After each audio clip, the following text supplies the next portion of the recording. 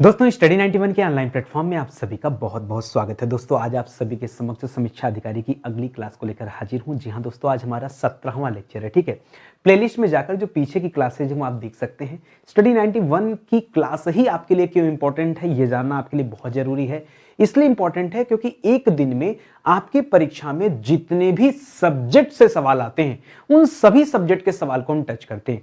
आज की क्लास में ये सभी सब्जेक्ट के सवाल मैंने रखा है। देखिए, जब आप हर सब्जेक्ट को पढ़ते हैं ना तो आपका कॉन्सेप्ट क्लियर होगा, क्योंकि परीक्षा में तो सब आएगा। ऐसे तो आप एग्रीकल्चर पढ़ते नहीं हो, इकोनॉमिक्स के सवाल देखते नहीं हो, साइंस टेक के सवाल देखते नहीं हो, फिर कैसे आप कल्पना कर सकते हो कि मेरा सभी सवाल सही हो जाएगा और मैं परीक्षा को पास कर जाऊंगा? कैसे? ये सोच भी लिया कैसे आपने? तो अगर आप डेली हर सब्जेक्ट को देखते हो तब तो जानो कि चांस बनता है, नहीं पढ़ते हो तो कहीं ना कहीं चूक होती है और अंतिम में जाकर वही आप गलतियां करते हैं। तो हमारे साथ बने रहेंगे तो फायदा ही मिलेगा कि जो भी आधे घंटे का वीडियो होता है, इस वीडियो में दोस्तों आपको पूरी चीजें पढ़ाई जाती हैं। और आज की क्लास में दोस्तों हम आपको कवर करने वाले हैं री एग्जाम 2016 के सवाल। इसके अलावा प्री और मेंस एग्जाम हुआ था 2017-2021 में, उन सवालों को भी देखेंगे। और एक स्पेशल प्री हुआ था 2010 में, कुछ सवाल वहां से भी पिक किए गए हैं। ठीक है, तो चलिए स्टार्ट करते हैं और पढ़ना आरंभ करते हैं। ध्यान देंगे, स्टडी 91 के प्लेटफॉर्म से कई सारे विषय के लिए फाउंडेशन कोर्स लॉन्च किए गए। हम कहते हैं एग्जाम वाइज मत पढ़िए, आप सब्जेक्ट वाइज पढ़िए। एक बार हिस्ट्री पढ़िए, काम खत्म हो जाए। एक बार ज्योग्राफी पढ़िए, काम समाप्त हो जाए। ठीक है, तो जब आपकी पकड़ सब्जेक्ट पे बन जाएगी ना तो कभी डाउट नहीं रहेगा आपको। ठीक है, और अब तो स्टडी 91 की टीम दोस्तों किताबों पर काम करना शुरू कर दी है। तो ये किताब अगर आपके पास नहीं है तो जल्दी से ऑर्डर कर लीजिए। ये किताब बहुत जरूरी है, बहुत शानदार सी किताब है। ठीक है, चलिए आगे बढ़ते हैं। इसी किताब के पैटर्न पर ये सवाल भी आपको दिए जा रहे हैं। अब जैसे कि प्राचीन इतिहास से दोस्तों ये सवाल जो मैं दिया हूं ये किस परीक्षा में आया हुआ है? तो प्री परीक्षा 2017 में पूछा गया सवाल है। और सवाल देखिए कितना डिफिकल्ट सा है, अपने लेवल का सवाल है। बहुत सारे बच्चे नहीं हल कर पाएंगे। सवाल कर रहा है कि निम्नलिखित शासकों के नाम के अनुसार उन्हें काल क्रमानुसार जो है अरेंज करना है, यानी किसका शासन पहले था और किसका बाद में था। और नाम भी ऐसा दिया है ना कि आप समझ नहीं पाओगे। विद्याधर दे दिया, धंग दे दिया, यशोवर्मन दे दिया, कीर्तिवर्मन दे दिया। परेशान आते बच्चे। हिस्ट्री पढ़ा होगा आप लोगों ने, सेट करके दिखाओ, नहीं पता। अब क्या किया जाए? आपको डिटेल में पढ़ना पड़ेगा। कैसे पढ़ना पड़ेगा मैं समझाता हूं। देखिए, सबसे पहले हम बात करना चाहेंगे दोस्तों यशोवर्मन की। क्यों यशोवर्मन की बात ही पहले हम क्यों करेंगे? क्योंकि यशोवर्मन को प्रथम चंदेल शासक कहा जाता है। क्या कहा जाता है? प्रथम चंदेल के नाम से जाना जाता है। और यशोवर्मन का कार्यकाल सबसे पहले था। कब था दोस्तों? तो 925 से 950। कब था दोस्तों? तो 925 ईस्वी से लेकर के 950 ईस्वी तक पहला शासनकाल किसका था? याद रखेंगे, यशोवर्मन का शासनकाल था। तो सबसे पहले कौन आ जाएगा दोस्तों? पहले आएगा 3 नंबर। यशोवर्मन के पुत्र का नाम क्या था? धंग। याद रखेगा, इनके पिता कौन थे दोस्तों? धंग के पिता कौन थे? यशोवर्मन पिता थे। ठीक है, पुत्र कौन हुआ? धंग। ठीक है, तो याद रखेगा धंग। अब इनके बारे में याद रखें। अब देखिए यहां सवाल पहले पढ़ते चलिए, एक एक सवाल इंपॉर्टेंट है क्योंकि यही धंग से मैंने कई सभी और भी सवालों का निर्माण यहां किया गया। जैसे पहला सवाल आता है कि चंदेल वंश का सबसे शक्तिशाली शासक कौन था? सबसे पराक्रमी, सबसे पावरफुल तो कौन था दोस्तों? जो प्रथम चंदेल के नाम से जाना जाता है, याद रखेंगे यशोवर्मन जी थे। कौन थे दोस्तों? यशोवर्मन जी। शासनकाल कब से कब था? तो 925 से लेकर के 950 ईस्वी के मध्य दोस्तों इनका शासनकाल रहा है, ये आप याद रखेंगे। ठीक है, अगला सवाल देखिए, जिननाथ टेम्पल। जिननाथ एक प्रसिद्ध मंदिर है। इसी तरह से विश्वनाथ मंदिर है, वैद्यनाथ मंदिर है। इन सभी मंदिरों का निर्माणकर्ता कौन है दोस्तों? तो याद रखेगा धंगदेव है। कौन दोस्तों? धंगदेव। ठीक है, धंगदेव। और धंगदेव कौन थे दोस्तों? यशोवर्मन के पुत्र थे। तो यशोवर्मन का शासन यहां 950 में समाप्त हो रहा है। उसके बाद किसका हो जाएगा स्टार्ट? धंग का शासन स्टार्ट होगा। तो 950 ईस्वी से लेकर के 1008 ईस्वी तक दोस्तों, जब भारत में गजनवी का हमला होता है उस समय कौन था दोस्तों? कौन चंदेल शासक था? धंगदेव शासक थे। तो याद रखेगा यहां 3 के बाद नंबर क्या आ जाएगा? 2 नंबर आ जाएगा। ठीक है, अगला सवाल लिख रहा दोस्तों, भारत का इकलौता शासक जिसने महमूद गजनवी को भी परास्त कर दिया था, उस शासक का नाम बताना है। तो उनका नाम था दोस्तों विद्याधर। कौन थे दोस्तों? विद्याधर। ठीक है, विद्याधर से लड़ाई हुआ था तो गजनवी भी परास्त हो गया था। और विद्याधर का टाइम पीरियड क्या दोस्तों? तो 1003 से लेकर 1055 के मध्य दोस्तों पड़ता है, ये आप याद रखेंगे। ठीक है, तो तीसरे नंबर पे कौन हो जाएगा दोस्तों, विद्याधर जी हो जाएंगे, विद्याधर जी। और चौथे नंबर पे कौन आता है दोस्तों, अंतिम में आते हैं कीर्तिवर्मन। तो 3 2 1 4 ये आपका बिल्कुल सही ऑप्शन हो जाएगा, सही उत्तर हो जाएगा, यानी पहला वाला राइट आंसर हो जाएगा। तो अगर आप इतनी बातें याद रखते हैं, ये सारी बातें, तब याद रखिए कि आप कुछ कर सकते हो। कंदरिया महादेव मंदिर का निर्माण करता है कौन दोस्तों, तो याद रखेगा चंदेल शासकों के द्वारा एक कंदरिया महादेव मंदिर का निर्माण किया गया है। ठीक है, चंदेल शासकों द्वारा निर्माण हुआ है, ये सवाल भी आप याद रखेंगे। इतने डीप में जाके सवाल बनता है, केवल सन याद करने से काम नहीं चलेगा। एक एक राजा के बारे में कुछ कुछ बातें आपको याद रखनी होंगी और तब जाके आप चीजों को अरेंज कर पाओगे। यहां बाबर अकबर की बात नहीं हो रही कि आप आराम से अरेंज कर लोगे। ठीक है, एंशिएंट पीरियड के अंतिम समय में दोस्तों आप इन राजाओं के बारे में पढ़ते हैं। ठीक है, आगे बढ़िए, अगला सवाल देखते हैं। तो एंशिएंट हिस्ट्री का सवाल है, एक मिडावल हिस्ट्री का सवाल देता हूं। देखिए, मैं अपने मन से कठिन नहीं दे रहा हूं, जो परीक्षा में पूछा गया मैं वही सवाल दे रहा हूं आपको। और ये सवाल तो अभी इंपॉर्टेंट है क्योंकि मेंस एग्जाम में पूछा गया सवाल है। अच्छा सर, आपकी क्लास अटेंड करने से प्री के साथ साथ मेंस की भी तैयारी होती चल रही है, आप बताओ हो रही कि नहीं हो रही? मैं तो अपने हिसाब से करा रहा हूं। ठीक है, तो मेंस में सवाल आया था, मिडावल हिस्ट्री का सवाल है।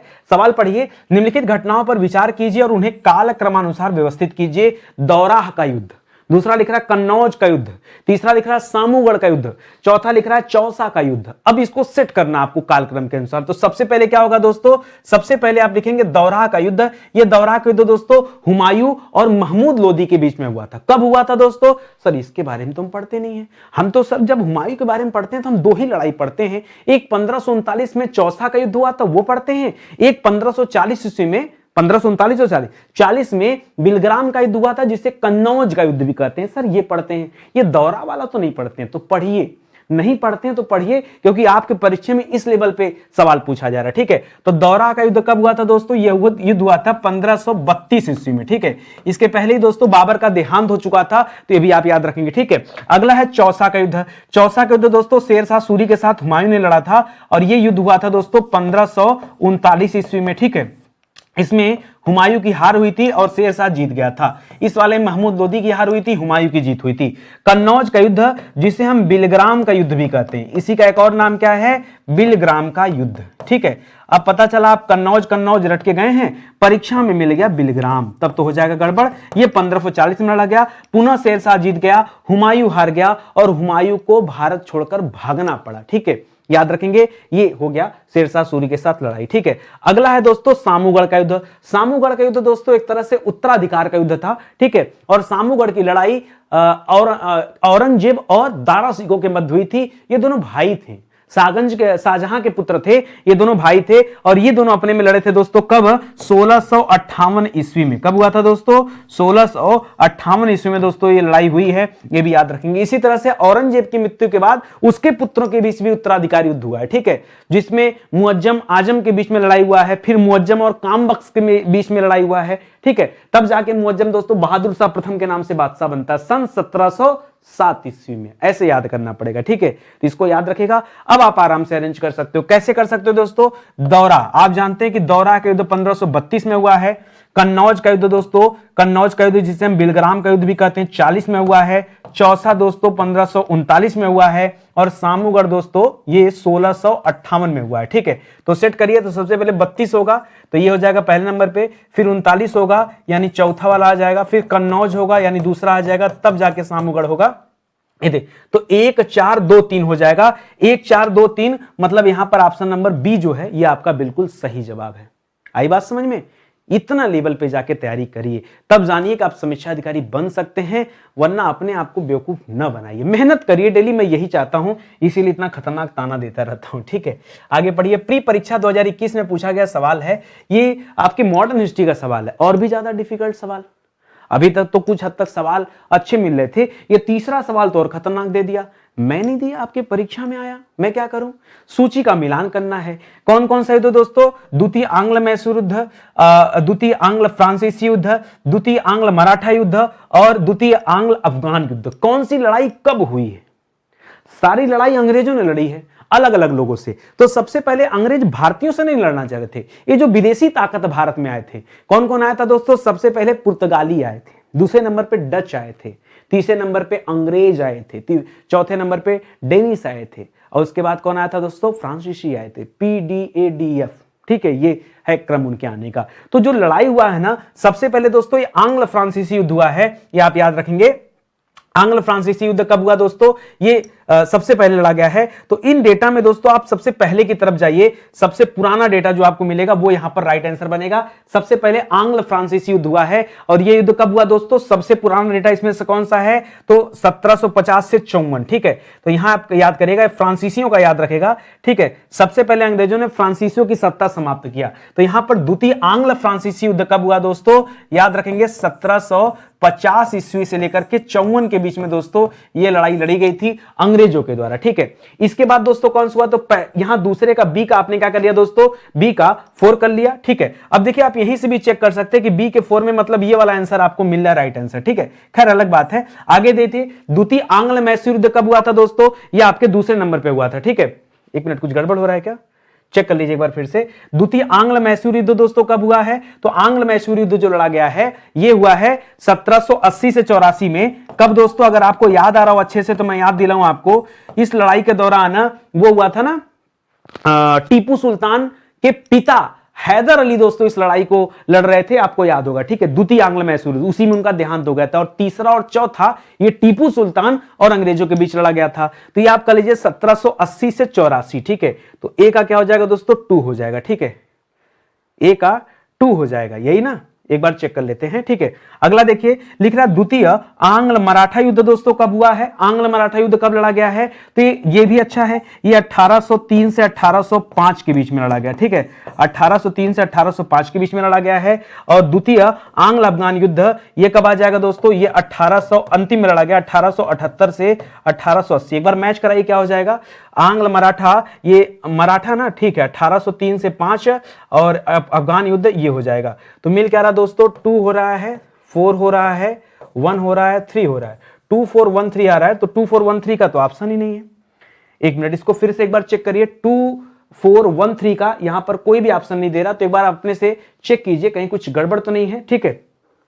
एक बार चेक कीजिए, कुछ नहीं। कैमरा बंद करके मुझे वेरीफाई करना पड़ा कि सही दिया कि गलत दिया। बिल्कुल सही, जो लिखा हो ना सही है। अब देखिए नहीं ऑप्शन मैच कर रहा, क्या करे बताइए? जान निकाल के रख दे।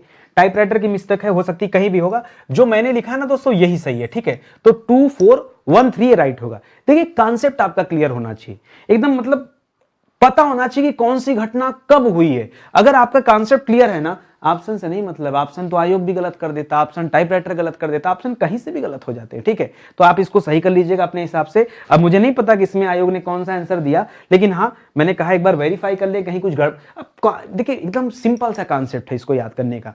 सबसे पहले अंग्रेजों ने विदेशी शक्ति से लड़ाई की, जब उनका सफाया कर दिया तब उनका ध्यान गया कि अब हमें भारतीयों से लड़ना है।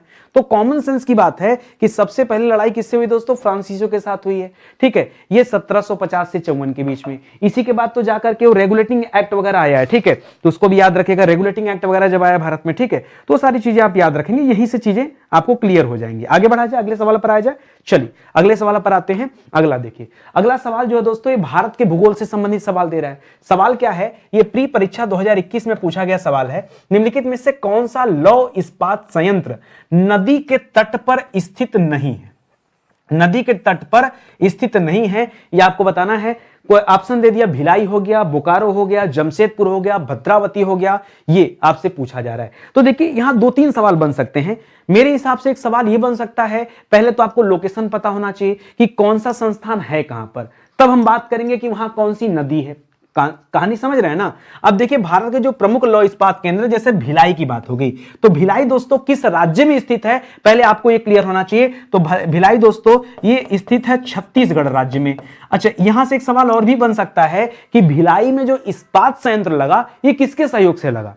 क्योंकि उस समय देश को आजादी मिली थी, तो हमारा देश इतना ज्यादा वेल डेवलप नहीं था कि अब अकेले जो इस्पात संयंत्रों को लगा दे। तो हमारा हेल्प किया था, हमारी भलाई किया था किसने? सोवियत संघ रूस ने। तो मैं उसे लिख रहा हूं दोस्तों यूएसएसआर, ठीक है। क्योंकि उस समय रूस को किस नाम से जाना जाता था? यूएसएसआर के नाम से जाना जाता था। ये तो 1990 में जाके टूट के सब अलग हो गया, तो उसकी कहानी छोड़ दीजिए। इसी तरह से जो बोकारो है दोस्तों, ये बोकारो कहां पर स्थित है? तो बोकारो और जमशेदपुर ये दोनों ही दोस्तों झारखंड में स्थित है। कहां स्थित है? ये दोनों झारखंड में स्थित है। ये भी दोस्तों यूएसएसआर के मदद से बना था। जमशेदपुर भी कहां स्थित है दोस्तों, तो जमशेदपुर टाटा का नाम सुना होगा, ठीक है, जमशेदपुर टाटा, यहां टाटा का प्लांट लगा हुआ है, तो याद रखेगा। भद्रावती दोस्तों कहां पर स्थित है, ये आपके कर्नाटक राज्य में स्थित है भद्रावती। अब जाके नंबर आता है दोस्तों कि कौन किस नदी के किनारे स्थित है, तो आपको बताना चाहूंगा भिलाई में जो इस्पात संयंत्र दोस्तों, इस्पात संयंत्र है वो किसी भी नदी के तट पर स्थित नहीं है। क्यों? क्योंकि वहां से कोई नदी गुजरी ही नहीं है। अच्छा, एक बात मैं बताना चाहूंगा, यहां कॉन्सेप्ट अपना क्लियर करिएगा। अगर मैं भिलाई की बात करूं भी तो भिलाई जो शहर है बहुत बड़ा शहर है। जो इस्पात संयंत्र है, सिंपल सी बात है, वो किसी शहर के किसी एक कोने में होगा, ठीक है। लेकिन इस्पात संयंत्र के आसपास तो नदी नहीं है, लेकिन भिलाई के आसपास नदी है। भिलाई के आसपास जो नदी है दोस्तों उसका नाम है शिवनाथ नदी। कौन नदी है दोस्तों? शिवनाथ नदी है। लेकिन याद रखेंगे ये संयंत्र से दूर है, ठीक है, संयंत्र से क्या दोस्तों, काफी दूर है, दूर ही नहीं काफी दूर है, इसलिए इसका नाम हम यहां नहीं रखते। भद्रावती जो कर्नाटक में स्थित है दोस्तों, ये वहां पर एक नदी है भद्रा नदी। कौन सी नदी दोस्तों? भद्रा नदी। बोकारो की बात करें दोस्तों तो ये दामोदर नदी के तट पर स्थित है। कौन सी नदी है यहां पर? दामोदर नदी, ठीक है। उसी तरह से जमशेदपुर की बात कर दे तो जमशेदपुर जो है ये स्वर्णरेखा नदी के तट पर स्थित है, स्वर्णरेखा नदी के तट पर स्थित है, ठीक है। तो ये दोस्तों आप एकदम क्लियर करके रखिए कि कहां पे कौन सी चीजें हैं। दामोदर नदी को दोस्तों बंगाल का शोक कहा जाता है। पूछता है सवाल कि बंगाल का शोक किसे कहते हैं, तो क्या बताएंगे दोस्तों? बंगाल का शोक, बंगाल का शोक किस नदी को कहते हैं? याद रखेंगे दामोदर नदी को कहा जाता है। इसी तरह सवाल आता है बिहार का शोक किसे कहते हैं? बिहार का शोक। अच्छा सर ये शोक मींस क्या है? अरे इसी की वजह से बाढ़ आता है, बहुत सारे तटवर्ती एरिया डूब जाते हैं, बड़ा नुकसान होता है, इसलिए इसे शोक कहा जाता है। तो याद रखेंगे कोसी नदी को कहा जाता है। किसे? बिहार का शोक किसे कहते हैं? कोसी नदी को। और बंगाल का शोक किसे कहते हैं? दामोदर नदी को, ठीक है। तो ये भी आप याद रखेंगे। अगला सवाल देखिए, लिख रहा है कि भारत का लौह अयस्क उत्पादन में स्थान कौन सा? बढ़िया सवाल दे दिया। नंबर 1 का सवाल है कि लौह इस्पात उत्पादन में भारत का स्थान, तो याद रखेगा अभी वर्तमान में भारत का चौथा स्थान है। कौन सा स्थान दोस्तों? चौथा स्थान। क्या बात करें सर, अगर हमें आप न बताते तो हम पहला दूसरा तीसरा टिक कर देते, नहीं गलत हो जाता। याद रखेंगे लौह इस्पात संयंत्र की बात करेंगे तो सबसे ज्यादा जो उत्पादन है लोहे का वो चीन का देश करता है। कौन करता है दोस्तों? चीन देश करता है, पहले इसको याद रखेगा, ठीक है। उसके बाद दोस्तों दूसरे नंबर पे ऑस्ट्रेलिया का नंबर आता है, ऑस्ट्रेलिया का नंबर आता है, ठीक है। तीसरे नंबर पे, पहले पे ये ऑस्ट्रेलिया, तीसरे पे आपको भरोसा, अच्छा तीसरे पे आपको भरोसा नहीं होगा दोस्तों, ब्राजील आता है। कौन आता है दोस्तों? ब्राजील आता है, ठीक है, ब्राजील आता है। और तब जाके चौथे नंबर पे किसका स्थान आएगा दोस्तों? भारत का स्थान आता है। भारत ओवरऑल पूरे दुनिया में जितना भी इस्पात का उत्पादन होता है, संयंत्र नहीं, उसका 8% के लगभग आसपास दोस्तों जो आंकड़ा है, 8% का आंकड़ा दोस्तों भारत के पास है, ठीक है। 8% उत्पादन कौन करता है? ये भारत करता है। तो ये भी आप याद रखेंगे, ठीक है। पॉइंट वाली बात हो गई क्लियर? कहीं कोई दिक्कत है? नहीं ना? इस तरह से दोस्तों पढ़ते चलिए एक एक सवालों को। आगे बढ़िए, विश्व के भूगोल से संबंधित सवाल देखते हैं। प्री परीक्षा 2021 में पूछा गया सवाल है कि इंडोनेशिया निम्नलिखित में से किस देश के साथ भूमि साझा नहीं करता है, ठीक है। भूमि साझा नहीं करता है। जैसे हर देश की, अच्छा हर देश में देखिए 2 तरह की सीमा होती है। हर जितने भी देश होते हैं ना उसमें उन देशों में 2 तरह की सीमा होती है। एक भूमि की सीमा होती है, एक समुद्री सीमा होती है, ठीक है। एक भूमि की सीमा, एक समुद्र। जैसे अगर हम बात करें भूटान की, भूटान भारत से सटा है, नेपाल भी भारत से सटा है, बांग्लादेश भी भारत से सटा है, म्यांमार भी भारत से सटा है। इधर जाएंगे तो आप जो है अफगानिस्तान भारत से सटा है, पाकिस्तान सटा है। वहीं श्रीलंका की बात करें तो श्रीलंका भारत की भूमि को स्पर्श नहीं करता, स्थलीय सीमा को स्पर्श नहीं करता, वो भारत की समुद्री सीमा को स्पर्श करता है। तो इस तरह से दोस्तों ये भी आप याद रखेंगे, ठीक है। ये 2 चीजें आप जरूर याद रखा करें, ठीक है। अच्छा, इसके अलावा दोस्तों अब जो आपसे पूछा कि कौन सा देश इंडोनेशिया की सीमा को साझा नहीं करता, ये जो सवाल दे रहा दोस्तों इंडोनेशिया की सीमा को, तो याद रखिएगा वह देश है ब्रुनोई। कौन सा देश है? ब्रुनोई। ब्रुनोई किस सीमा से सटा हुआ दोस्तों? तो ब्रुनोई मलेशिया से सटा हुआ देश है। किससे सटा हुआ देश है? मलेशिया से सटा हुआ देश है। यह सीमा साझा कर लेता, लेकिन दोस्तों बीच में क्या आ जाता? मलेशिया, इसकी वजह से सीमा नहीं साझा कर पाता। बाकी तिमोर लेस्ते, मलेशिया और पपुआ न्यू गिनी से दोस्तों इंडोनेशिया सटा हुआ, यह भी याद रखेगा। इंडोनेशिया की राजधानी से सवाल आता है, ठीक है। तो इंडोनेशिया की जो पहले राजधानी थी वो जकार्ता थी। पहले क्या थी दोस्तों? पहले इसकी राजधानी क्या थी? जकार्ता इसकी राजधानी हुआ करती थी। लेकिन अब दोस्तों राजधानी क्या है? तो अब नई राजधानी बन चुकी है। उस नई राजधानी का नाम है नुसंतरा। क्या नाम है? नुसंतरा। हो सकता है कभी पुराना वाला डेटा भी पूछ ले आपसे। अगला सवाल देखिए, इंडोनेशिया द्वीप समूहों में पश्चिम से पूर्व की ओर का क्षेत्र जो है वो आप सेट कीजिए। पश्चिम से पूर्व, पूरब से पश्चिम नहीं, पश्चिम यानी भारत की तरफ से जाएंगे जब इंडोनेशिया, तो सबसे पहले क्या पड़ेगा? सब अच्छा, हम लोग अपने जब बोलते हैं तो जावा सुमात्रा बोलते हैं, गलत बोलते हैं। सुमात्रा जावा बोलिए तो याद रहेगा। पहले जाएंगे तो पहले जावा नहीं मिलेगा, पहले सुमात्रा मिलेगा। क्या मिलेगा दोस्तों? आप भारत की तरफ से जाएंगे तो सबसे पहले क्या मिलेगा? सबसे पहले आपको सुमात्रा मिलेगा। ठीक है, सुमात्रा से जैसे आगे बढ़ेंगे तब आपको जावा मिलेगा। ठीक है, जावा से जैसे आप बढ़ेंगे तब आपको बाली मिलेगा। ठीक है, बाली पियक्कोणों का अड्डा, हाँ गलत बोल रहा हूं, ठीक है, टूरिज्म का बहुत बड़ा स्पॉट है और बहुत सारे भारतीय जाते हैं, लेकिन बाली में कुछ है नहीं। बाली में है क्या दोस्तों? तो बाली में जो है केवल वही ड्रिंक वगैरह चलता है, ये आप याद रखें। ठीक है, लोमबेक, इसके बाद चौथे नंबर पे क्या पड़ता है दोस्तों? लोमबेक पड़ता है। ये 4 अलग अलग द्वीप हैं, ठीक है, जो इंडोनेशिया से संबंधित है, इसको भी याद रखेगा। इंडोनेशिया का कौन सा क्षेत्र भूमध्य रेखा को छूता है? ठीक है, देखो भारत से भूमध्य रेखा तो गुजरती नहीं है। भारत से कौन सी रेखा गुजरती है दोस्तों?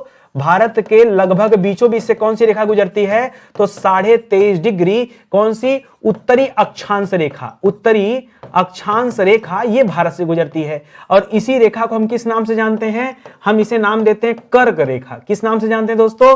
कर्क रेखा। ठीक है, ये भारत से गुजरती है। कितने राज्यों से होकर गुजरती है बताइए?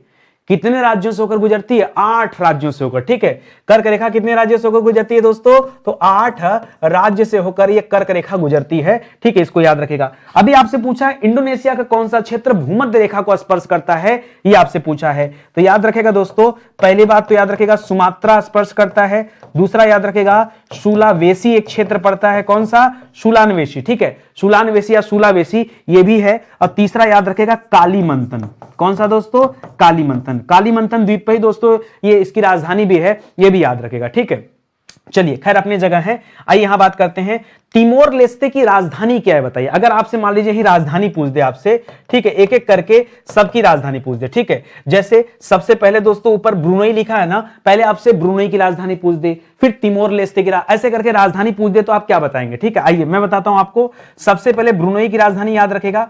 ब्रुनई की जो राजधानी है यह है बंदरसेरी, बंदरसेरी, ठीक है, बेगवान। क्या नाम दोस्तों? बंदरसेरी बेगवान। ठीक है, दूसरे नंबर पे याद रखेगा ये जो तिमोर लेस्ते देश है, इसकी राजधानी कहां पर दोस्तों? इसकी राजधानी है दिल्ली। कहां पर है? दिल्ली मत बोलिएगा, दिल्ली बोलिएगा। ठीक है, तीसरे नंबर पे दोस्तों मलेशिया है। ठीक है, मलेशिया की राजधानी कहां है?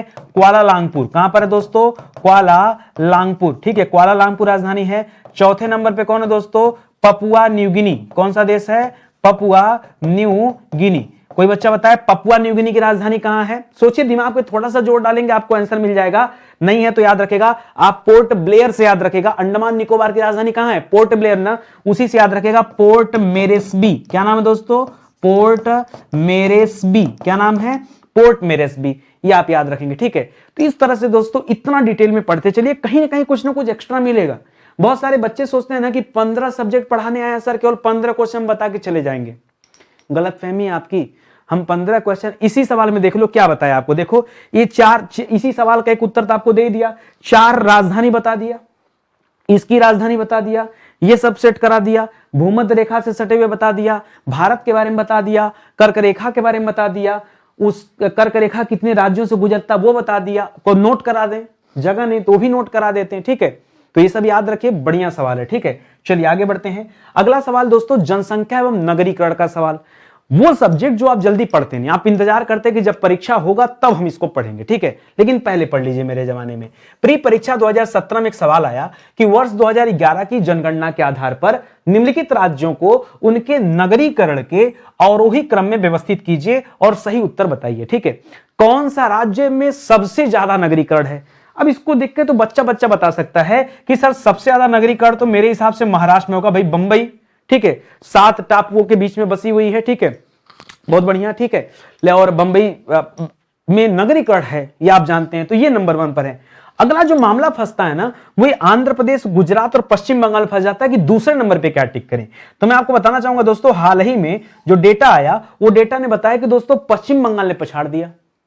पश्चिम बंगाल ने पछाड़ दिया, तो 3 के बाद क्या मिल गया 4 नंबर। इसके बाद दोस्तों कौन सा आता है, इसके बाद आता है दोस्तों आपका आंध्र प्रदेश आता है, फिर लास्ट में दोस्तों गुजरात आता है चौथे नंबर पे, ठीक है। तो जो आपका उत्तर बनेगा क्या बनेगा दोस्तों, 3 बनेगा, 4 बनेगा, 2 बनेगा, 1 बनेगा, तो 3 4 2 1 ढूंढ लीजिए। ऑप्शन नंबर बी दोस्तों इस सवाल का सही जवाब हो जाएगा। अगर पूछे नगरीकरण तभी जवाब दीजिएगा। अब परीक्षा में देखिए घुमाता कैसे आपको, परीक्षा में मान लीजिए आपसे सवाल पूछ दिया कि सर्वाधिक शहरी जनसंख्या वाले 4 राज्य, सबसे ज्यादा शहरी जनसंख्या किस राज्य में रहती है। नगरीकरण के बारे में नहीं पूछ रहा है, शहरी जनसंख्या के बारे में पूछ रहा है। अंतिम एक सवाल दूंगा आपको, शहरी जनसंख्या प्रतिशत वाला राज्य, ठीक है, यहां उत्तर अलग हो जाएगा। तो अगर शहरी जनसंख्या की बात करें दोस्तों, केवल जनसंख्या की, तो नंबर 1 पर याद रखेगा महाराष्ट्र, ठीक है। यहां नगरीकरण भी ज्यादा है और शहरी जनसंख्या भी ज्यादा है। दूसरे नंबर पे देखिए आपको भरोसा नहीं होगा, दुनिया को पछाड़ कर, मतलब अन्य राज्यों को पछाड़ करके उत्तर प्रदेश का नाम आता है। तीसरे नंबर पे दोस्तों कौन आता है, तमिलनाडु का नाम आता है। और तब जाके चौथे नंबर पे आपका पश्चिम बंगाल का नाम आता है। किसका नाम आता है, पश्चिम बंगाल का। अगर हम शहरी जनसंख्या की बात करेंगे तब वो भी 2011 के आंकड़े के अनुसार, ठीक है। आगे देखिए, न्यूनतम शहरी जनसंख्या वाले 3 राज्य। अच्छा, इसके पहले मैं चाहूंगा कि आप जनसंख्या परसेंटेज वाला पढ़ लीजिए, ठीक है। अगर जनसंख्या प्रतिशत वर्ड लिखे, जनसंख्या के आगे अगर प्रतिशत लगाया, जैसे प्रतिशत देखिए अपने उत्तर में आप गोवा बताइए, क्या बताइए, गोवा। सबसे ज्यादा जनसंख्या प्रतिशत वाला राज्य कौन सा, गोवा। गोवा के बाद भरोसा नहीं होगा आपको, मिजोरम का नाम आता है। किसका नाम आता है दोस्तों, मिजोरम का नाम आता है। मिजोरम के बाद दोस्तों फिर से देखिए तमिलनाडु का नाम आता है, तमिलनाडु का। और तमिलनाडु के बाद किसका नाम आता है दोस्तों, केरल का नाम आता है, ठीक है। तब याद रखिए ये एक नया डेटा मिल गया आपको, सबसे ज्यादा हैरान परेशान करने वाला। ये इसका उत्तर आसान लगा, ये पहले का उत्तर आसान लगा, जो डिफिकल्ट लगा वो आपसे ये क्वेश्चन नंबर 3 वाला लगा, ठीक है। यहां पूछा जनसंख्या परसेंटेज, इसको आप विशेष ढंग से सुनिएगा और याद रखिएगा, ठीक है। अब देखिए, न्यूनतम शहरी जनसंख्या, सबसे कम शहरी जनसंख्या कहां रहती है, ये अगर पूछे तब बताएगा दोस्तों सिक्किम में। अच्छा, बच्चे यहां ये भी सोचते हैं कि सर जनसंख्या घनत्व तो सबसे कम कहां का है, अरुणाचल प्रदेश का 17, तो वहां अच्छा खासा शहर है और सिक्किम में बता रहा नहीं है। तो हाँ, यही याद रखेगा, यहां न्यूनतम की बात करेगा तो नंबर 1 पर सिक्किम आएगा, नंबर 2 पर चला जाता दोस्तों अरुणाचल प्रदेश, ठीक है। अरुणाचल प्रदेश है, ये कहां चला जाएगा दोस्तों, नंबर 2 पर चला जाएगा। और अंतिम में नंबर 3 पर दोस्तों कौन आता है, नागालैंड आता है। कौन आता है, नागालैंड आता है, जहां न्यूनतम शहरी जनसंख्या है। ये आप याद रखेंगे, ठीक है।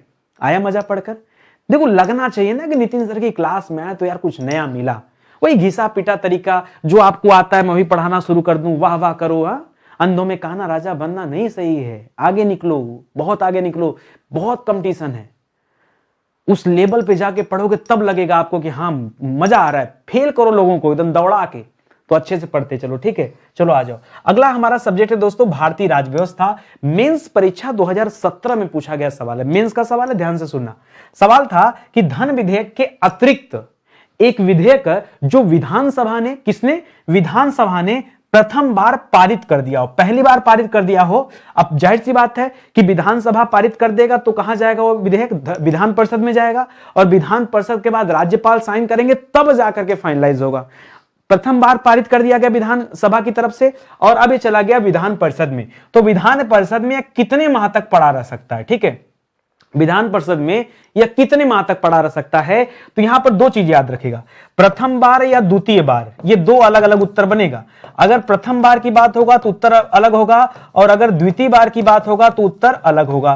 प्रथम बार की बात हो तब दोस्तों इसे 3 माह तक, 3 माह से ज्यादा नहीं रोका जा सकता। लेकिन अगर दोबारा इसको विधानसभा ने भेज दिया तब 1 माह के अंदर इसे आगे भगाना पड़ेगा। यहां सवाल किसका है, प्रथम बार का। जो बच्चा नहीं जानेगा वो यहां पर 1 माह टिक करके आगे बढ़ जाता है। यहीं पर उसने ध्यान नहीं दिया, 1 माह नहीं भैया, कितना माह, 3 माह, ठीक है। एग्जामिनर भी जानता था कि आप क्या टिक करने वाले हैं, ठीक है। 3 माह टिक करिएगा, वरना फिर हमें ना बताइएगा कि नितिन सर गलती हो गई, ठीक है। आप कॉपी कलम लेके बैठे कि नहीं, कि भूल गए, कॉपी कलम लेके बैठिए, तब आपको हकीकत का अंदाजा लगेगा कि आपकी तैयारी किस स्तर की है। ऐसे नहीं। आगे बढ़िए, कह रहा धन विधेयक के अतिरिक्त एक विधेयक जो विधानसभा ने पहली बार पारित कर दिया है, ये तो वही सवाल लिख रहा है। तो हमने आपको क्या समझाया दोस्तों कि अगर प्रथम बार है तो क्या लिखेंगे यहां पर 3 माह, और अगर द्वितीय बार है तब क्या लिखेंगे दोस्तों 1 माह। ये एकदम विशेष रूप से याद रखेगा। संविधान के किस अनुच्छेद के तहत धन विधेयकों से भिन्न विधेयकों के बारे में विधान परिषद की शक्तियों पर निर्बंध लगाया गया दोस्तों? तो ये सीधे सीधे बात कर रहा है अनुच्छेद 197 की। किसकी बात कर रहा है? अनुच्छेद 197 की। अच्छा, एक सवाल और आता है, कोई विधेयक धन विधेयक है या नहीं है, ये डिवीजन कौन लेता है? कोई विधेयक धन विधेयक है या नहीं, ये दोस्तों निर्णय किसका होता है? अगर ये सवाल आए निर्णय किसका होता है तो याद रखिएगा निर्णय होता है विधानसभा अध्यक्ष का। किसका होता है दोस्तों? विधानसभा अध्यक्ष डिसाइड करेंगे कि कौन सा विधेयक जो है धन विधेयक है और कौन सा नहीं है। ठीक है, ये विशेष रूप से याद रखिएगा। इसी तरह का सवाल सेंट्रल में भी आता है। ठीक है, कि कोई विधेयक धन विधेयक है या नहीं है, निर्णय कौन लेगा? तो जैसे राज्यों में विधानसभा अध्यक्ष के पास ये पावर है, उसी तरह केंद्र में लोकसभा अध्यक्ष के पास ये पावर है। ठीक है, तो उसको भी याद रखेंगे। कॉन्सेप्ट क्लियर हो गया ना? डाउट नहीं है ना? चलो आ जाओ आगे बढ़ते हैं, अगला सवाल देखते हैं। अगला सवाल दोस्तों भौतिक और रसायन से संबंधित सवाल है। ठीक है, फिजिक्स केमिस्ट्री का सवाल है। यह भी देखिए मेंस परीक्षा 2017 में पूछा गया सवाल है। निम्नलिखित में से किसके लिए माध्यम की आवश्यकता नहीं है? किसके लिए माध्यम आवश्यक नहीं है? ठीक है, आप बताइए जल्दी से। विकिरण के लिए, संवहन के लिए या चालन के लिए? ठीक है, तो याद रखिएगा दोस्तों विकिरण यानी रेडिएशन। ठीक है, इसके लिए दोस्तों विकिरण को क्या बोलते हैं दोस्तों? रेडिएशन बोलते हैं। इसके लिए दोस्तों माध्यम नहीं चाहिए। ठीक है, माध्यम नहीं चाहिए। विकिरण के लिए किसी भी माध्यम की आवश्यकता नहीं है, याद रखेगा। ठीक है, ये याद रखेगा। इसीलिए तो देखिए आप एक सवाल आता, बड़ा अच्छा सा सवाल, कि चंद्रमा पर अगर कोई व्यक्ति बात करे तो वो आसपास वाला व्यक्ति सुन सकता है क्या? नहीं, निर्वात है ना वहां पे। माध्यम देखिए, ध्वनि को गमन के लिए माध्यम की आवश्यकता होती है, बिना माध्यम के ध्वनि का गमन नहीं हो सकता है। बात समझ में आ रही है? तो चंद्रमा पर अगर लोग एक दूसरे से बात करेंगे तो आवाज नहीं सुनाई देगी। कभी कभी एक सवाल देता है कि चंद्रमा पर विस्फोट हो जाए तो क्या पृथ्वी पर उसकी आवाज आएगी? नहीं आएगी। क्यों? माध्यम नहीं है। बीच में क्या है? निर्वात है। निर्वात में ध्वनि का गमन नहीं होता है। कॉन्सेप्ट एकदम क्लियर रखिए। ठीक है, चलिए आगे बढ़ते हैं। लिख रहा है चालन द्वारा उष्मा का स्थानांतरण किन अवस्था में होता है? कभी भी अगर चालन की बात आए तो चालन का कॉन्सेप्ट ना केवल और केवल ठोस पर अप्लाई होता है। केवल किसमें दोस्तों? केवल ठोस अवस्था वाली जो चीजें हैं उन्हीं को दोस्तों चालन उसी में अच्छा बताइए, मैं कहूं चलनी से आपके घर में आटा वाटा चाला जाता है? ठोस है तभी चाल रहे हो कि गैसो चाल दोगे उसी में? समझो बात को। ठीक है, ये कॉन्सेप्ट है, थोड़ा सा ध्यान रखिएगा। ये प्रायः, केवल मत लिखिए, यहां लिखिए प्रायः ठोस। ठीक है, प्रायः ठोस के लिए ये होता है। संवहन द्वारा उष्मा का स्थानांतरण हो सकता है। ठीक है, जब संवहन की बात होगी दोस्तों तो संवहन द्वारा उष्मा का स्थानांतरण द्रव तथा गैस दोनों में होता है। द्रव तथा गैस दोनों में दोस्तों होता है, यह भी आप याद रखेगा। अगला लिख रहा है कि आणविक कंपन द्वारा उष्मा एक स्थान से दूसरे स्थान तक जाती है, और इसे क्या कहते हैं दोस्तों? तो जब एक स्थान से दूसरे स्थान तक उष्मा जाती है ना, उसी को हम कहते हैं चालकता। क्या कहते हैं दोस्तों? उसी को हम नाम देते हैं चालकता, चालन, चालकता। ठीक है, उष्मा का एक स्थान से दूसरे स्थान पर जाना, और किस माध्यम से? तो याद रखेगा आणविक कंपन के माध्यम से उष्मा का एक स्थान से दूसरे स्थान तक जाना क्या कहलाता है? चालकता कहलाता है। यह भी आप याद रखेंगे। इस तरह के डिटेल सवाल आते हैं, लेवल के सवाल आते हैं। ठीक है, अगला सवाल दोस्तों बायोलॉजी से संबंधित है। प्री परीक्षा 2017 में पूछा गया सवाल है। सवाल था कि निम्नलिखित में से कौन सा युग्म सही नहीं है? जो सही नहीं है दोस्तों उसकी पहचान करना है। लिख रहा अमरबेल जो है ये तना परजीवी है, चंदन जो है ये जड़ परजीवी है, आर्किड जो है ये अधिपादप है। अधिपादप का मतलब होता है एपीफाइट। ठीक है, और घटपर्डी जो है ये जलोदभिद है। तो याद रखेगा ये घटपर्डी जो लिख रहा है दोस्तों जलोदभिद, ये गलत लिख रहा है। ठीक है, फिर घटपर्डी है क्या दोस्तों? घटपर्डी दोस्तों एक ऐसा पौधा होता है जो सीधे सीधे दोस्तों अपने ऊपर बैठने वाले कीटों को खा जाता है, पौधा ही खा जाता है। तो दोस्तों यह एक तरह से कीट भक्षी पौधा है। क्या दोस्तों? यह क्या है? कीट भक्षी पौधा है। याद रखेगा इस पौधे के ऊपर अगर कोई भी कीट बैठता है तो पौधा अपने आप कोई पत्तियों को बंद कर देता है और कीट उसी में फंसा रह जाता है। जाता है, ठीक है। ये कीटभक्षी पौधा है, ये कोई जलोद्भिद नहीं है, ठीक है। ये जलोद्भिद का उदाहरण नहीं है। तो आपसे पूछा जाए घटपर्डी क्या है, तो क्या बताएंगे दोस्तों, यह कीटभक्षी है। क्या है दोस्तों, यह कीटभक्षी पौधा है। अमरबेल क्या है दोस्तों, यह तना परजीवी है। ये तना परजीवी का मतलब क्या होता है, देखिए अमरबेल का पौधा जो होता है ना, इसको कोई ना कोई सहारा चाहिए। जैसे दीवार मिला तो चढ़ जाएगा छत पे, कोई पेड़ मिला उसी को लपेट देगा, पूरा पेड़ जो है उसके ऊपर फैल जाएगा और उस पेड़ का अस्तित्व समाप्त कर देगा। ये अमरबेल, ठीक है, नाम है अमरबेल, इसका सब खत्म कर देता है, ठीक है। इसीलिए इसे कहा गया तना परजीवी। उसी तरह से जो चंदन है दोस्तों, ये जड़ परजीवी है। क्या दोस्तों, यह क्या है, जड़ परजीवी है। और जो आर्किड होता है दोस्तों, इसे अधिपादप बोलते हैं। अधिपादप जल्दी जबान पे नहीं आता है, इसको एक्चुअली में एपीफाइट बोलते हैं। क्या बोलते हैं दोस्तों, एपीफाइट बोलते हैं, एपीफाइट, ठीक है। इसको याद रखेंगे, ठीक है। आई बात समझ में, ये आपके बायोलॉजी से संबंधित सवाल है। चलिए आगे बढ़ते हैं, अगले सवाल की तरफ आते हैं। ध्यान देंगे, स्टडी 91 के प्लेटफॉर्म से कई सारे विषय के लिए कोर्सेज तो लॉन्च किए गए, वो अपनी जगह है, किताबें भी आती है हमारी। अब हम समय निकाल के दोस्तों किताबों पर काम करना शुरू कर दिए हैं। तो जिस तरह से हमने समीक्षा अधिकारी के लिए दोस्तों किताब तैयार किया है, इसी तरीके से अलग अलग परीक्षाओं के लिए भी तैयार किया किताबें, और अलग अलग सब्जेक्ट की भी किताबें हैं। एक बार विजिट करिए हमारे एप्लीकेशन पर, वेबसाइट पर, वहां किताबें आपको मिल जाएंगी। आपको लग रहा है कि नहीं, नितिन सर के साथ पढ़ने में मजा आ रहा है, तो सोचो नितिन सर जब कोई किताब लिखते होंगे अपनी टीम के साथ मिलकर के, तो कितना शिद्दत से किताब लिखा जाता है। कोई जल्दीबाजी नहीं होती, कोई जल्दीबाजी नहीं, हम इत्मीनान से काम करते हैं। हमें कोई स्टार्टअप नहीं बनना है कि 10,000 करोड़ की कंपनी खड़ी कर देनी, स्टार्टअप बनाना नहीं, वो सब नहीं चाहिए। छोटे आदमी चल रहा है, बस भगवान की कृपा से शिक्षा जन जन तक पहुंचे, आप लोग सिलेक्ट हों, अच्छे से जो है एजुकेशन में हमें काम करना है, बस इतना इच्छा है, बहुत ज्यादा नहीं है, ठीक है। पास आपके सहयोग से सब कुछ बेहतर चल रहा है। ये हमारा हेल्पलाइन नंबर दोस्तों, आप कॉल करके संपर्क कर सकते हैं। चलिए आगे बढ़ते हैं, अगला सवाल देखते हैं। अगला सवाल जो है आपके इकोनॉमिक्स से संबंधित सवाल है। मेंस परीक्षा 2017 में सवाल आया कि परिवहन यानी ट्रांसपोर्टेशन, संचार यानी कम्युनिकेशन, वाणिज्य यानी कॉमर्स, ठीक है, ये सभी किसके अंतर्गत आते हैं? क्या प्राथमिक गतिविधियां हैं? नहीं। क्या द्वितीयक गतिविधियां? नहीं। क्या ग्रामीण है? नहीं। ये तृतीयक यानी जो आपका टेरिटरी सेक्टर है दोस्तों, तृतीयक क्षेत्र है, ये उसके अंतर्गत आते हैं। मैं इसके लिए आपको बताना पड़ेगा कि प्राथमिक क्षेत्र के अंतर्गत क्या आते हैं। तो प्राथमिक क्षेत्र के अंतर्गत दोस्तों हमेशा याद रखेगा, कृषि आता है, पशुपालन आता है, खनन आता है, ठीक है। ये सभी किस तरह की गतिविधियां हैं? अब देखिए पशुपालन में जैसे परीक्षा में दे दिया मत्स्य पालन, क्या दे दिया दोस्तों, मत्स्य पालन, वो भी यहीं आ जाएगा। जैसे परीक्षा में दे दिया कुक्कुट पालन, क्या दे दिया दोस्तों, कुक्कुट पालन, मुर्गी पालन, ये भी आ जाएगा। तो इस तरह की चीजें दोस्तों कहां पर आता है, ये प्राथमिक क्षेत्र में आता है, प्राइमरी सेक्टर इसको बोलते हैं। जो सेकेंडरी सेक्टर है दोस्तों, द्वितीयक क्षेत्र, इसमें मैन्युफैक्चरिंग होता है, ठीक है। मैन्युफैक्चरिंग मतलब जो निर्माण उद्योग है, विनिर्माण उद्योग, वो सब आ जाएगा, ठीक है। विनिर्माण एवं जो उद्योग श्रेणी दोस्तों, जो मैन्युफैक्चरिंग का काम करते हैं, वो दोस्तों सेकेंडरी में आते हैं। और जो ये तृतीय क्षेत्र है दोस्तों, इस तृतीय क्षेत्र में जैसे लिखा ना, परिवहन लिख दिया, परिवहन मतलब ट्रांसपोर्टेशन हो गया। जैसे दोस्तों बैंकिंग लिख दिया, ठीक है, बैंकिंग सेवाएं हो गया। जैसे बीमा सेवाएं हो गया। जैसे संचार यानी कम्युनिकेशन हो गया एक दूसरे से, ठीक है।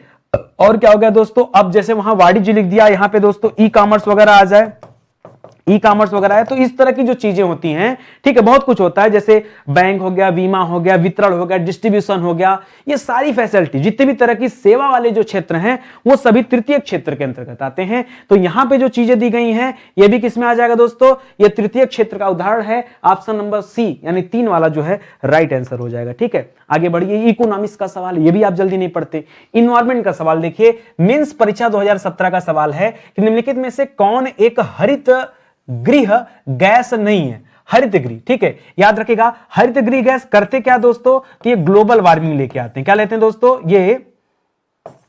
ये ग्लोबल वार्मिंग को क्या करते हैं दोस्तों, बढ़ावा देते हैं। ग्लोबल वार्मिंग को हम हिंदी में क्या कहते हैं, वैश्विक तापन कहते हैं। क्या कहते हैं, वैश्विक तापन। वैश्विक तापन की वजह से होगा क्या, याद रखिएगा, पृथ्वी ज्यादा गर्म होगी, ज्यादा गर्म होगा तो ग्लेशियर पिघल जाएगा, ग्लेशियर पिघल जाएगा तो समुद्र का जलस्तर बढ़ जाएगा, और फिर होगा जल प्रलय। क्या होगा, जल प्रलय, यही है। और ये किसके कारण होता है? ऑक्सीजन के कारण नहीं। ये किसके कारण दोस्तों? अच्छा, हरित गृह गैस कौन सा नहीं है ये पूछा है ना, तो याद रखेंगे दोस्तों, यहां जो नीचे 3 दिया है ना, ये सभी हरित गृह गैस हैं। कौन सा नहीं है? तो ये ऑक्सीजन जो O2 है दोस्तों, केवल यही नहीं। बाकी कार्बन डाइऑक्साइड हो जाए या क्लोरोफ्लोरो, कार्बन डाइऑक्साइड को ध्यान दीजिएगा, यहां CO2 लिखते हैं, या फिर क्लोरोफ्लोरोकार्बन हो जाए, इसको CFC लिखते हैं, या फिर दोस्तों मीथेन हो जाए, इसको CH4 लिखते हैं। ठीक है, ये सभी दोस्तों क्या करते हैं? हरित गृह गैस हैं। ये क्या करते हैं? ग्लोबल वार्मिंग को बढ़ावा देते हैं, बढ़ाते हैं। ठीक है, ये सब याद रखेंगे। चलिए आगे बढ़ते हैं। लिख रहा है कोयले की खान और धान के खेत से क्या उत्सर्जित होता है?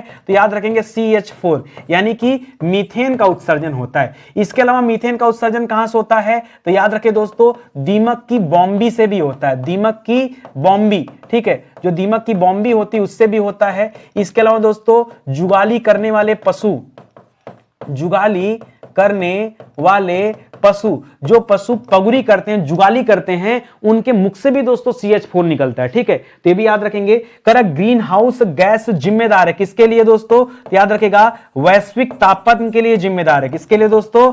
वैश्विक तापन के लिए, या फिर इसी को हम कहते हैं ग्लोबल वार्मिंग के लिए। किसके लिए दोस्तों?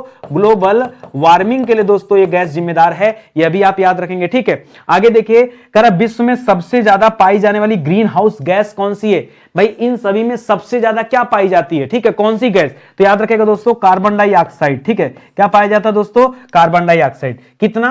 तो शायद कार्बन डाइऑक्साइड की मात्रा कितने? 0.009%, यही है ना? तो याद रखेंगे। ये CO2 की मात्रा एक बार चेक कर लीजिएगा, स्टार लगा दे रहा हूं। ठीक है, लिख रहा उष्णकटिबंधीय क्षेत्र के लिए मुख्य ग्रीन हाउस गैस कौन सी है? जो उष्णकटिबंधीय क्षेत्र में होता है, तो याद रखेगा यहां उष्णकटिबंधीय वाले क्षेत्र में CH4 यानी मीथेन जो है दोस्तों, उसका नाम आता है। मीथेन को दोस्तों याद रखेगा मार्स गैस भी कहते हैं। क्या कहते हैं? इसी का एक दूसरा नाम क्या है? Marsh gas. मंगल ग्रह पर दोस्तों इस गैस की अधिकता है, इसीलिए इसे मार्स गैस के नाम से जाना जाता है। ठीक है, मंगल ग्रह लाल रंग का दिखता है, वो भी याद रखें। ठीक है, आगे बढ़ा जाए दोस्तों। चलिए, ये हो गया सवाल हमारा इन्वायरमेंट का सवाल। अगला सवाल दोस्तों हमारा एग्रीकल्चर से संबंधित सवाल है। ये सब्जेक्ट भी आप जल्दी नहीं पढ़ते हैं, लेकिन आपके परीक्षा में बराबर यहां से सवाल बनता रहता है। ये सवाल दोस्तों री एग्जाम हुआ था 2016 में, उसमें पूछा गया सवाल है। सूची 1 को सूची 2 से सुमेलित करना, एक फसल दिया, एक मौसम दिया, आपको केवल बताना है कि कौन सी फसल ये किस मौसम से संबंधित है। बात समझ में आ रहा है? जो खेती किसानी करेगा वही तो कृषि के बारे में जवाब देगा। तो आइए देखते हैं और यहां पर हम समझने का प्रयास करते हैं। ठीक है, सूरजमुखी दोस्तों, सूरजमुखी ये कब होता है? खरीफ। अच्छा, यहां देखिए लिखा भी है साफ साफ, खरीफ वर्षा को कहते हैं, जायद गर्मी को कहते हैं, और रबी जो है ठंडी को कहते हैं। कैसे याद कर सकते हैं? मान लीजिए आप भूल गए, सर्दी यानी ठंडी, कड़कड़ कड़कड़ कांप रहे हैं। अब चाहिए आपको सूरज की गर्मी। सूरज का पर्यायवाची क्या है? रवि, है ना? सूरज का पर्यायवाची क्या? रवि से रवि याद रखिए। जायद कैसे याद रखेंगे दोस्तों? गर्मी, भयानक गर्मी पड़ रही है, क्या चाहिए? पानी ज्यादा चाहिए।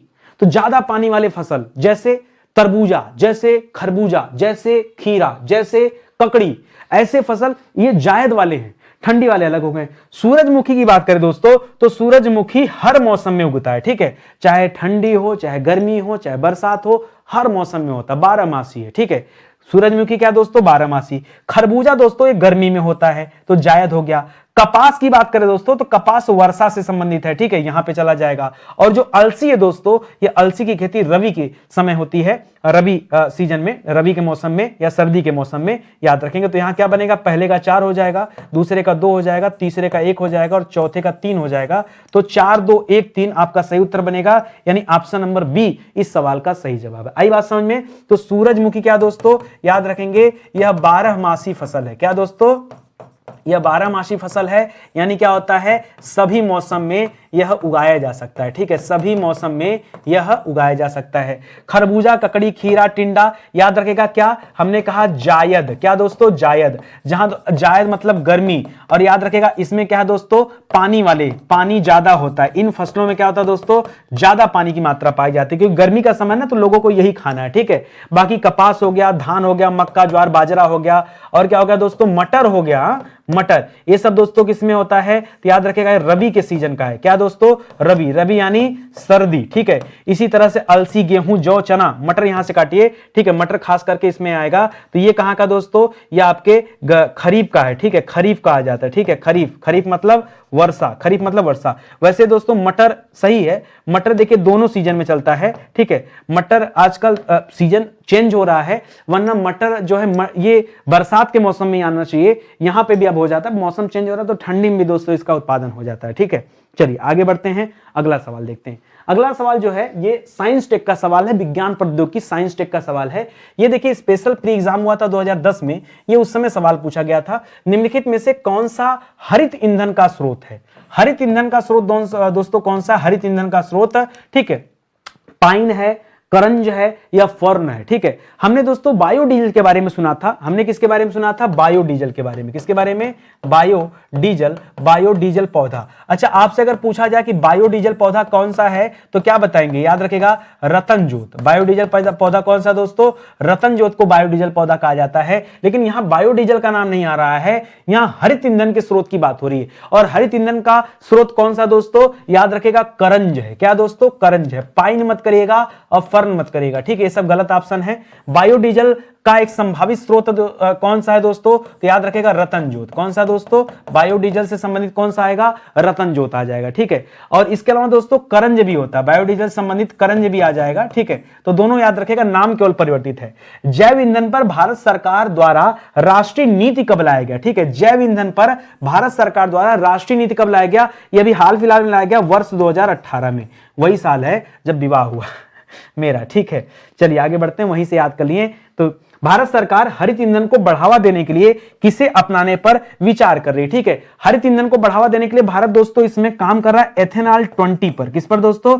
ई फॉर एथेनॉल 20, ठीक है, एथेनॉल 20 ईंधन पर दोस्तों काम कर रहा है। और ये जो एथेनॉल 20 ईंधन है ये किसका मिश्रण है? अगर ये पूछे तो क्या बताएंगे? तो याद रखेगा, इथेनॉल और गैसोलीन का। किसका? Ethanol, ethanol plus gasoline. किसका दोस्तों? इथेनॉल प्लस गैसोलीन का मिश्रण है, यह भी आप याद रखें, ठीक है, E20। और आजकल दोस्तों भारत में बहुत तेजी से काम कर रहा है, क्योंकि भारत चाह रहा है कि हमारे देश में हरित ईंधन का प्रयोग किया जाए ज्यादा से ज्यादा, और हमारी डिपेंडेंसी जो डीजल और पेट्रोल पर है वो किसी तरह समाप्त हो सके, ठीक है। इसलिए भारत जो है सौर ऊर्जा पर भी काम कर रहा है। आगे बढ़िए, अगला सवाल देखिए। ये अगला सवाल दोस्तों यूपी स्पेशल का सवाल है, मेंस 2021 की परीक्षा में पूछा गया था। निम्नलिखित में से किस वर्ष प्रयागराज, उत्तर प्रदेश के अंदर है दोस्तों, प्रयागराज इलाहाबाद में, ठीक है, याद रखेंगे, इस किले पर, प्रयागराज में जो किला है, इस पर अंग्रेजों का अधिकार स्थापित हो गया था। यह किस समय की बात है? 1790, 92, 96 और 97। तो बड़ा क्लोज ईयर है, पहले आपको जानना पड़ेगा कि इस पर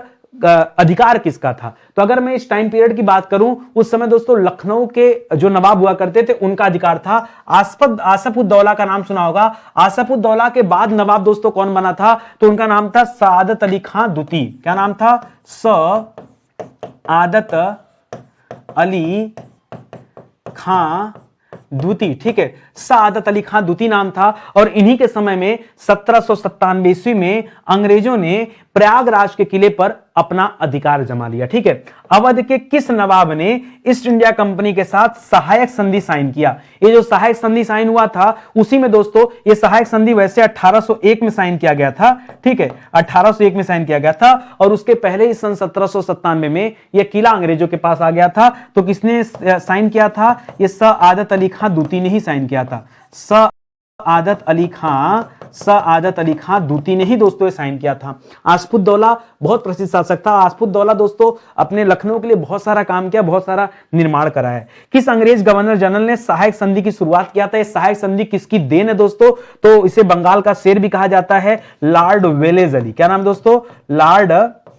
लॉर्ड वेलेजली, ठीक है, लॉर्ड वेलेजली इस समय क्या था दोस्तों? मुख्य रूप से गवर्नर जनरल था। और इसका टाइम पीरियड कब रहा दोस्तों? सन 1798 से लेकर के 1805 तक रहा, ठीक है। उसके बाद 1805 में कौन आ जाता? मिंटो प्रथम आ जाएगा। कौन आ जाएगा? मिंटो प्रथम। इसको भी आप याद रखिएगा, ये सभी सवाल इंपॉर्टेंट है। आगे बढ़िए, अगला सवाल दोस्तों किससे है? विविध से संबंधित सवाल दे रहा। प्री परीक्षा 2021 में दोस्तों ये विविध का सवाल पूछा गया, जो कहीं नहीं है वो मैंने विविध में रख दिया। लिख रहा, निम्नलिखित में से कौन ब्रेंट इंडेक्स से संबंधित है। ब्रेंट इंडेक्स दोस्तों किससे संबंधित है? करक कच्चे तेल की कीमत से, या तांबे की भविष्य की कीमतों से, सोने की भविष्य की कीमतों से, या शिपिंग दर सूचकांक है। तो देखिए सब गलत ऑप्शन दिया, यहां पर जो सही ऑप्शन है ये कच्चे तेल की कीमत है। ये ब्रेंट इंडेक्स क्या करता है दोस्तों? ये कच्चे तेल की कीमत से संबंधित एक तरह का इंडेक्स है, एक तरह का सूचकांक है जो रैंकिंग तैयार करता है। ठीक है, तो यहां क्या याद रखेंगे दोस्तों? ब्रेंट इंडेक्स का संबंध किससे है? एक लाइन में याद रखेगा, कच्चे तेल से संबंध है। ठीक है, कच्चे तेल से संबंधित है और कच्चे तेल की इंडेक्सिंग ये तैयार करता है, इंडेक्सिंग करता है, तो ये आप याद रखेंगे। ठीक है, कच्चे तेल से संबंधित है, ये आप याद रखेंगे, उनकी कीमतों से संबंधित है। लिख रहा है Brent cool sweet light crude oil, crude और ऑयल का एक व्यापारिक। अच्छा ये बता रहा दोस्तों है क्या? देखिए सुनिए, मैंने आपसे कहा ना इंडेक्स है, ये जो कच्चा तेल होता है उसकी प्राइसिंग का इंडेक्स तैयार किया जाता है, और कच्चे तेल में कई सारे होते हैं, जैसे ब्रेंट क्रूड हो गया, जैसे स्वीट लाइट क्रूड ऑयल हो गया, तो इनका एक इंडेक्स तैयार होता है ताकि एक प्रमुख बेंचमार्क बन सके, कौन सी कितनी प्राइस कहां रहेगी, उस पर खरीद फरोख्त हो सके, उसी दोस्तों ये कार्य करता है, तो इसे भी आप ध्यान रखेंगे। ठीक है, चलिए आज का सेशन फिलहाल यही समाप्त होता है। ऐसे विषय जो पूरी तरह से आपको पढ़ा दिए गए हैं, ये उन्हीं के हैंड रिटन नोट्स हैं, इन्हें आप हमारे वेबसाइट एप्लीकेशन से ले सकते हैं, लेकिन ध्यान दीजिएगा इसका प्रिंट आउट आपको स्वयं कराना होगा। मैं कोई चीजें छिपा के नहीं रखता, इसका प्रिंट आउट कराना होगा। अगर आप एक किताब परचेज करते हैं तो किताब परचेज करेंगे तो बाई पोस्ट किताब आपके घर जाती है, परचेज कर लीजिए, अगले 3-4 दिनों में किताब आपके घर तक पहुंच जाएगी। आप एक बार लेके तो देखिए, बहुत शानदार सी किताब है, बहुत अच्छी किताब। ठीक है, ये जो मैं पढ़ा रहा हूं ना, ये सभी चीजें दोस्तों इस किताब में दी गई हैं। हिंदी की भी अलग से किताब है और जीएस की भी। आप कोम्बो में दोस्तों अभी किताब बहुत कम प्राइस पे आपको दी जा रही है, तो हमारे वेबसाइट एप्लीकेशन पर विजिट करके इस किताब को परचेज कर सकते हैं। फिलहाल आज का सेशन ही समाप्त होता है। अगर आपको थोड़ा बहुत भी लग रहा हो कि वाकई नितिन सर मेहनत करें, हमारे लिए अच्छा कंटेंट दे रहे हैं, बढ़िया चीजें दे रहे हैं, तो प्लीज आप 2 शब्द नितिन सर के लिए कमेंट बॉक्स में जरूर लिखिएगा, लाइक कीजिएगा और वीडियो को शेयर कीजिएगा। ठीक है, चलिए बस यहीं पे आज की क्लास समाप्त होती है, मिलते हैं अगले लेक्चर में, तब तक के लिए बहुत बहुत धन्यवाद आपका। जय हिंद, जय Bharat, thank you so much.